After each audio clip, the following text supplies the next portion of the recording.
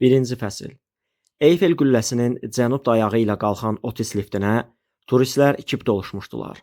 Əynində təzə ütülənmiş kostyum olan ciddi görkəmli biznesmen yanında dayanan oğlana baxdı. Oğul, sənin rəngin yaman ağarıb. Səni gərək aşağıda qoyaydım. Hər şey yaxşıdır.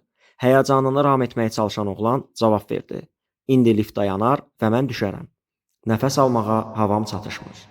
Atası əyildi və oğlunun yanağını məhəbbətlə sığalladı. Elə bilirdim sən bu qorxunun öhdəsindən çoxdan gəlmisən. Atasını kədərləndirmək oğlana çox ağır idi. Ancaq qulaqlarının cingiltisindən onun səsini güclə eşidirdi. Havam çatışmır. Bircə bu qutudan tez çıxaydıq. Liftçi onu sakitləşdirmək üçün 2 elementli porşenlərdən və pudling dəmirindən düzəldilən konstruksiyadan nəyisə dırıldayırdı. Uzaqda, aşağıda Parisin küçələri hər tərəfə uzanırdı. Demək olar çatmışıq. Oğlan boynunu uzatdı və platformanı gördü. Bir az da. Baxış meydançasına yaxınlaşan lift əyildi və şaxta daralmağa başladı. İri gövdəli dirəklər darısqal şaquli tunel halında birləşdilər. Ata, mən... Qəfildən yuxarıda nəsə qulaqbatırıcı səslə çartıldadı. Lift dartındı və çəpəki vəziyyət aldı. Sürtülmüş troslar elə bil ilan kimi kabinənin divarlarına çırpıldı. Oğlan atasına tərəf dartındı. Ata! Bir dəhşətli an ərzində onların baxışları qarşılaşdı. Sonra isə döşəmə ayaqlarının altından qaçdı. Yuxunun olan qalan qalıqlarını da özündən qovan Robert Langdon yumşaq dəri oturacaqdan sıçrayıb qalxdı. O indi turbulentliklə mübarizə aparan Falcon 2000EX şəxsi reaktiv təyyarənin iri salonunda tək idi. Arxa planda Pratt and Whitney mühərrikləri rəvan uğulduyurdu. Cənab Langdon, başının üstündə çırtıltılı səs eşidildi. Biz çatırıq. Langdon qamətini dikəltdi və mühazirənin çap olunduğu kağızları dəri portfelinə yığdı. Yuxu Langdonu mason simvolikası haqqında məqalənin yarısında haqlamışdı. Görünür mərhum atası barədə xatirələri bu gün səhər Peter Solomondan aldığı gözlənilməz dəvət oyatmışdı. Peter, Robertin çoxdankı mürəbbisi idi. Atamdan sonra ikinci adamdır ki, dilxor olmağını istəmirəm. 58 yaşlı mesenat, tarixçi və alim Peter Solomon, Langdonun vəfat edən atasını çox şeydə əvəz edərək, onu demək olar 30 il əvvəl öz qanadı altına almışdı. Böyük varidatına və nüfuzlu ailədən olmasına baxmayaraq, Solomonun boz gözləri həmişə şükranlıq və isti şüalandırırdı. Günəş artıq oturmuşdu. Ancaq Langdon antik Gnomon tək göylərə yüksələn dünyanın ən hündür obeliskinin dəqiq cizgilərini əvvəlki kimi hələ də görürdü. Ağ mərmərlə üzlənmiş 555 fut hündürlüyü olan sütun millətin ürəyinin döyündüyü yeri göstərirdi. Obeliskdən başlayan paytaxt yolları mürəkkəb dolanbazla uzanırdı. Vaşinqtonun demək olar mistik qüvvəsini Langdon hətta havada olarkən hiss edirdi.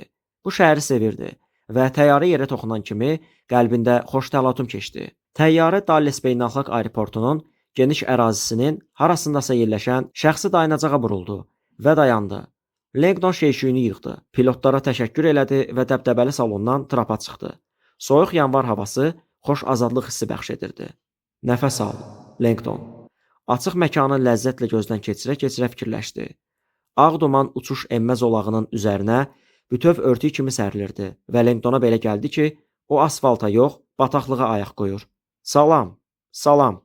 Britaniya ləhcəli musiqili qadın səsi eşidildi. Professor Langdon. Sinəsində beycik və əlində bloknot olan orta yaşlı qadın sevinclə əlini yellədə-yellədə ona tərəf tələsirdi. Stilli toxunma papağının altından qıvrım, sarışın saçlar çıxırdı. Vaşinqtona xoş gəlmisiniz, ser. Langdon gülümsündü. Çox sağ olun. Mənim adım Pemdir. Mən sərnişin xidmətindənəm. Qadın elə qızğınlıqla qırıldadırdı ki, Langdon biraz özünü itirdi. Gedək, maşın artıq gözləyir. O qadının arxasınca qədd təzə şəxsi təyyarələrlə əhatə olunmuş Signature aviaxidmətinin terminalına tərəf getdi. Varlılar və tanınmışlar üçün dayanacaq. Narahat etdiyim üçün üzr istəyirəm, professor. Qadın cəsarətsiz səsləndi. Ancaq siz simvollar və din haqqında yazan həmin Robert Langdonsuz? Bir qədər gözləyib Langdon başı ilə təsdiq elədi. Belə də bilirdim. Pem işıq saçdı. Biz bu yaxınlarda kitab klubunda sizin müqəddəs qadın başlanğıcı və kilsə haqqında kitabınızı oxumuşduq. Necə də möcüzəli qalmaqalı idi. Səsküy salmağı sevirsiniz də? Məqsədim səsküyə nail olmaq deyildi. Langdon təbəssümlə cavab verdi. Pem onun iş barədə danışmaq əhvalında olmadığını hiss etdi. Üzr istəyirəm, nəsə yaman çərənlədim. Hər yerdə dərhal tanınmağınız sizi çox güman bezikdirib. Ancaq özünüz günahkarsınız. Qadın işvəklə onun geyiminə çəpəldi. Formanız sizi o dəqiqə ələ verir. Forma? Langdon özünü gözdən keçirdi. Əynində adətən geydiyi tünd boğazlı köynək, tivint pencək, xaki rəngində şalvar və kordov dərisindən makasini idi. Görüşlərə, mühazirələrə, fotosessiyalara və kübar tədbirlərinə gedəndə həmişə belə geyinirdi. Pem güldü. Bu boğazlı köynəklər yaman köhnəlib. Qassukla görkəminiz daha stilli olardı. Buna bax, Langdon fikirləşdi.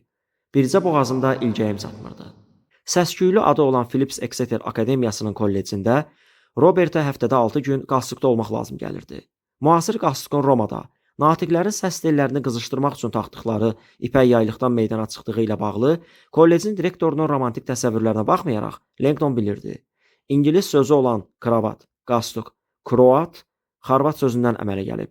Amansız xarvat muzluları döyüşə atılmazdan əvvəl boyunlarına həmişə yaylıq bağlayırdılar. Bizim günlərimizdə isə bu hərbi geyim elementini hər gün baş verən ofis döyüşlərində düşməni qorxutmaq ümidi ilə ofis döyüşçüləri geyinirlər. Məsləhətə görə təşəkkür edirəm. Langdon çəp-çəp gülümsüyüb cavab verdi. Gələn dəfə nəzərə alaram.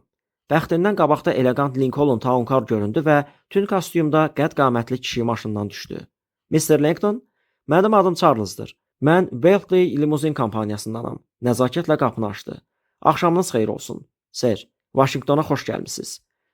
Langdon qonaqpərvər qəbula görə Pemə çay haqqı verdi və Lincolnun zövqlü zəngin salonuna əyləşdi.